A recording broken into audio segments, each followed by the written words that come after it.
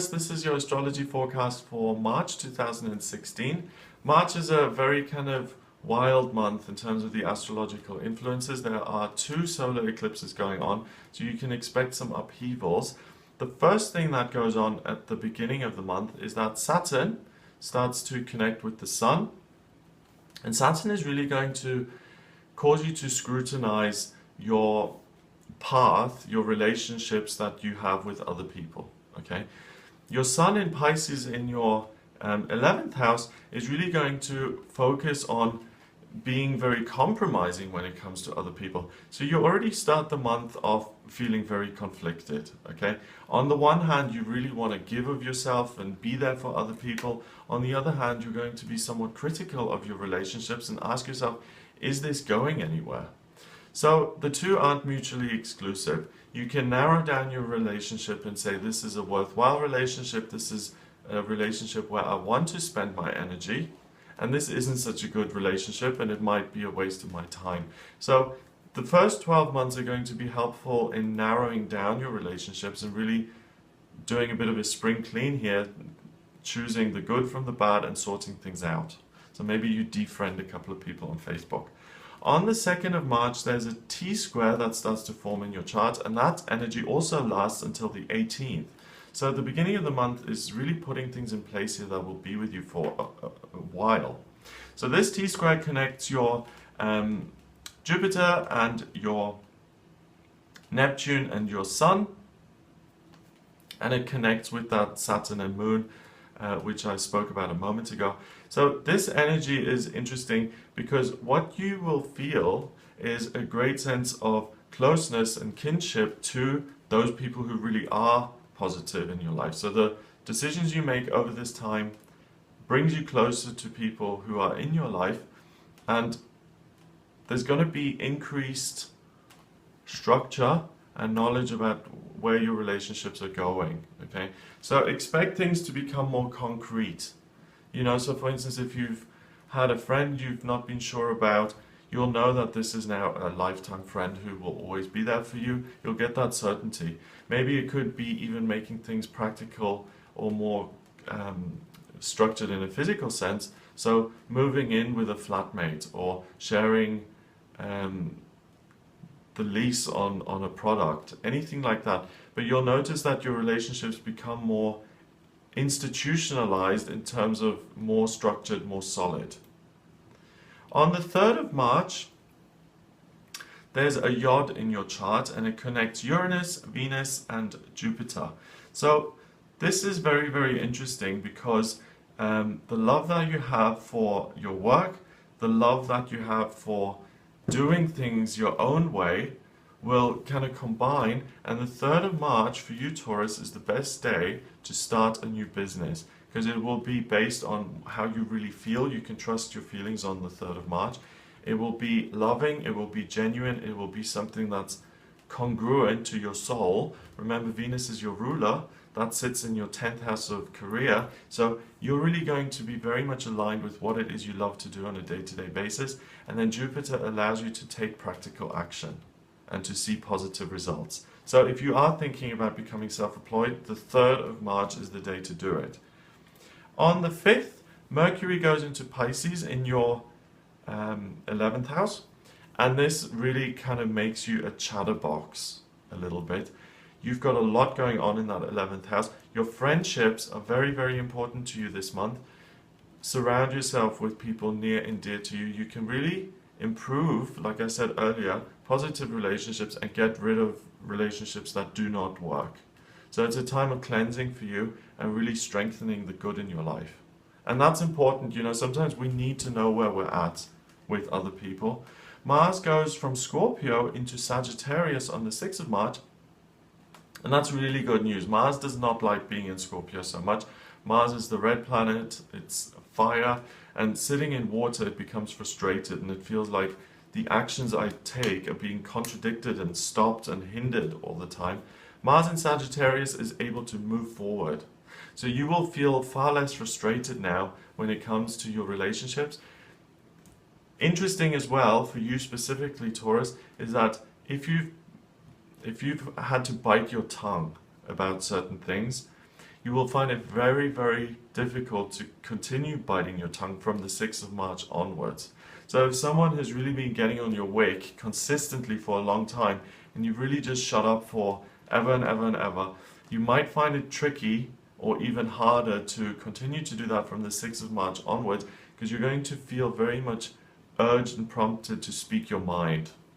So if there is someone who is a little bit borderline and you've decided not to get rid of that person out of your life, you know, some people are difficult, and for some people you don't have a choice about.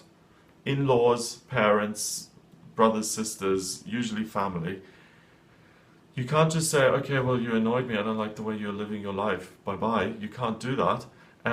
So if there are people like that in your life, just realize from the 6th of March onwards, you're going to be much more likely to speak your mind. On the 7th, Jupiter begins to sextile your Ascendant. And this is lovely because this is the best day so far for you to really feel romantic and really feel loving towards people. And this is a great time for romance now. So far, this is the day of the month where you're most in touch with your kind, generous, loving feelings. So it's a good day for you to connect with someone you love, or to heal someone, to do Reiki or pranic healing or healing touch if you have any of those abilities, or if you've learned any of those skills. And not everyone has the ability, it's just skills. But also to receive a healing. It's a great day for that, because you're in touch with your emotional, spiritual body on this day. On the 9th of March, the new moon occurs in Pisces. So not just a new moon though, it's also a total solar eclipse, which is on the south node. So the new moon pulls in energy. It's a beginning, and it pulls in this spiritual energy, but it is interrupted by this solar eclipse, and it means that you're detoxing, you're letting go of inaction, and you're letting go of a lot of this stuff which is about acceptance and just letting things happen as they are without really reacting to them. You know, in the sign of Pisces, we all kind of have to learn to take life as it comes sometimes, to accept the things we cannot change, to quote the Serenity Prayer there. And that sometimes feels uncomfortable. And like you saw earlier with Mars now changing signs, the wheel's turning, and we're moving away from this period of, okay, yes, I accept that was horrible and I accept it, just give it, bring it on, I'll take it.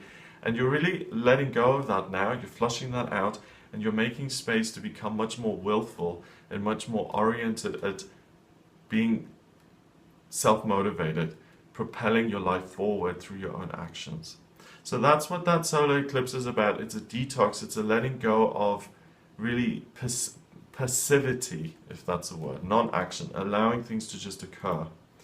The moon goes into Aries over the next day, and at noon, London time, on the 10th of March here, it's at 10 degrees of Aries in your 12th house. Now 10 reduces to 1 in numerology, which is about action, which is about new beginnings, and Aries is also about new beginnings.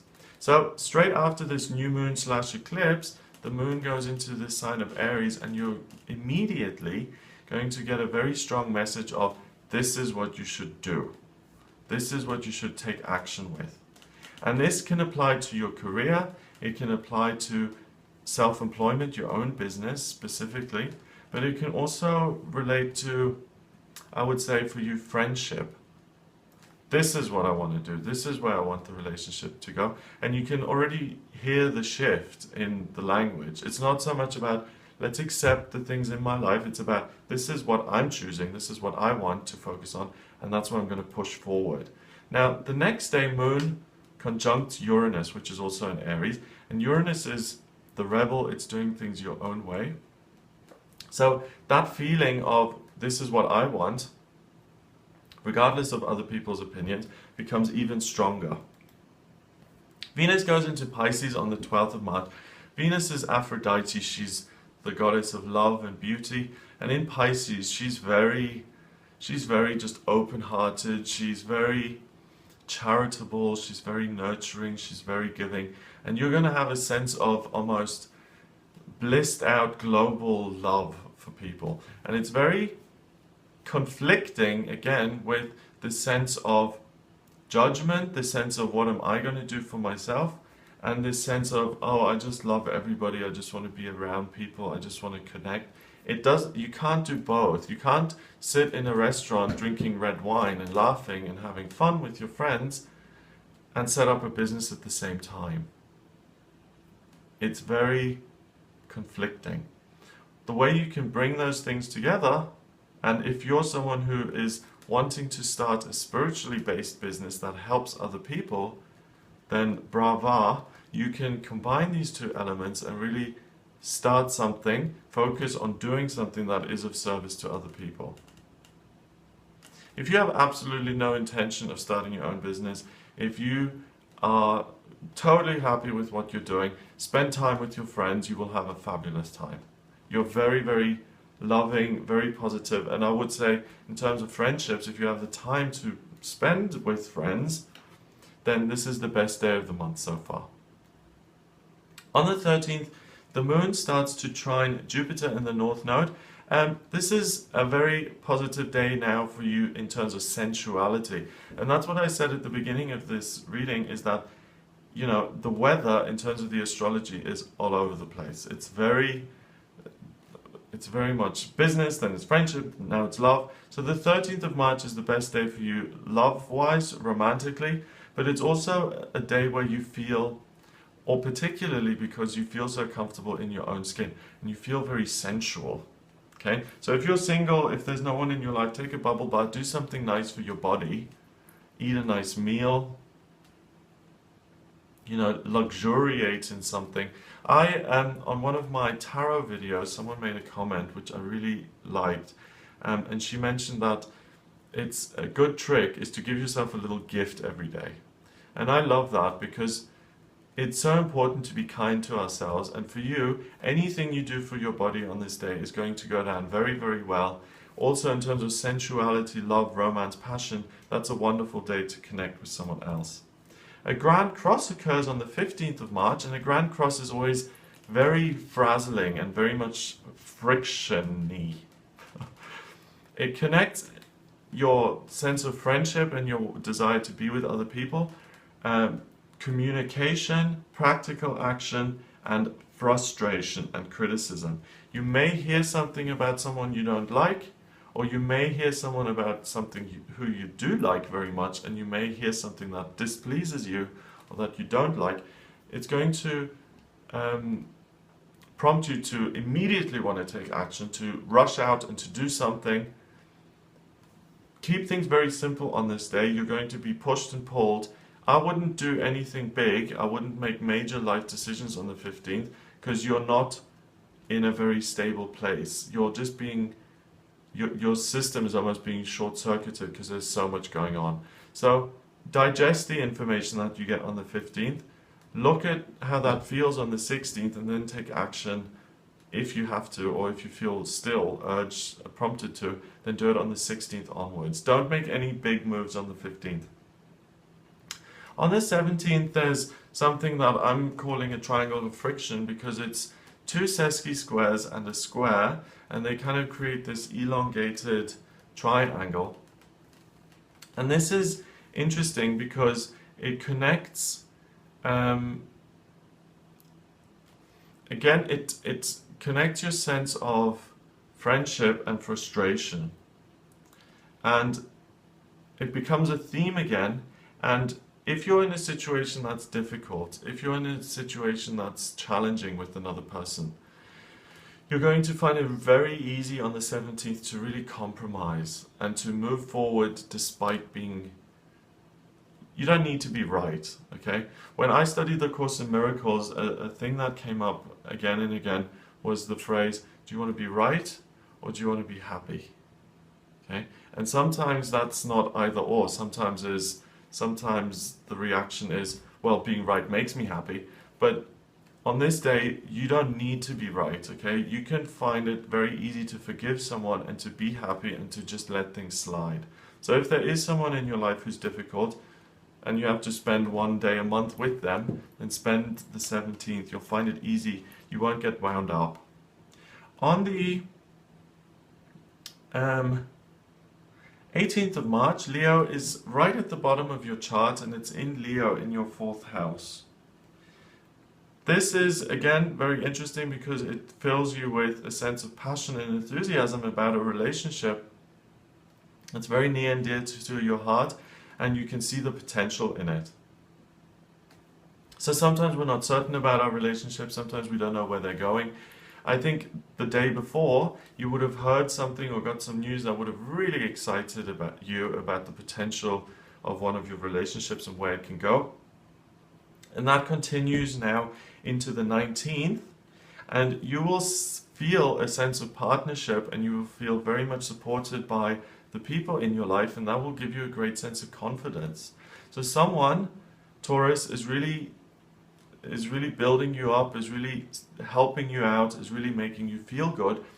And look at who that is in your life, because these are the kind of people that are too few and far between, and they're too rare, and these are the kind of people that you want in your life.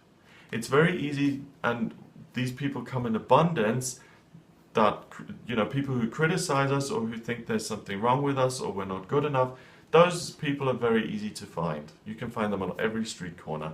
But the people who really believe in you and who think you're amazing and wonderful, those are the people who are much rarer, and those are the people you should hang on to and nurture those relationships.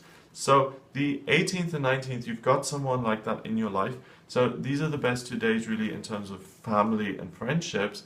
Really make a mental note of who's in your life and plan to see more of them, to make them a stronger fixture in your life, and to bring more of the same in. On the 20th, the moon quincunxes your Sun and your Mercury. The moon is in your 4th, so that feeling of positivity will continue. Mercury is in Pisces in your 11th, and that will give you a really good intuitive sense and feel about people. But the Sun is at 0 degrees in Aries, okay? It's just changed signs.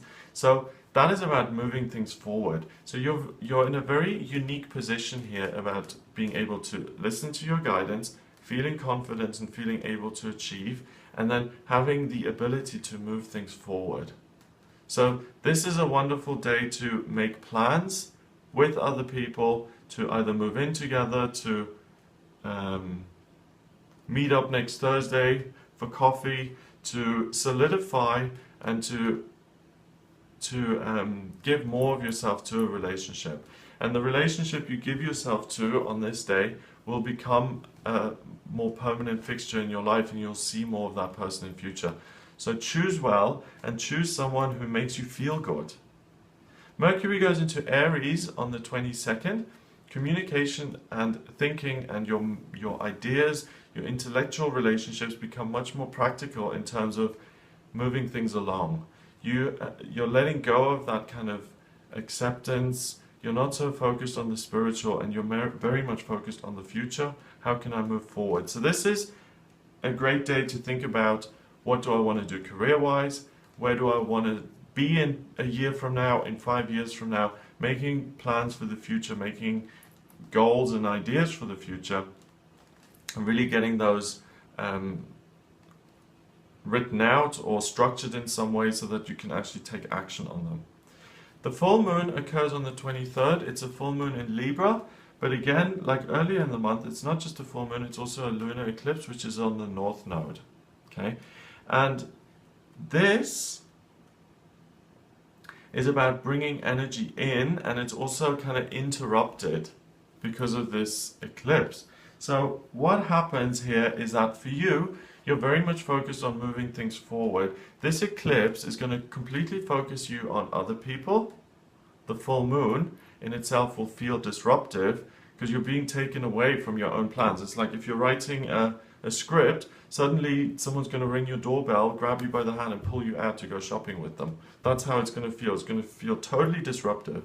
The eclipse saves you and interrupts that Libra energy and brings you back to self. So this is a wonderful time to do things for yourself, to plan things, but the 23rd is going to feel like, oh my God, am I coming or going? The 24th sees a T-square occur in the chart again. This is a wonderful day. This is a wonderful time for romance.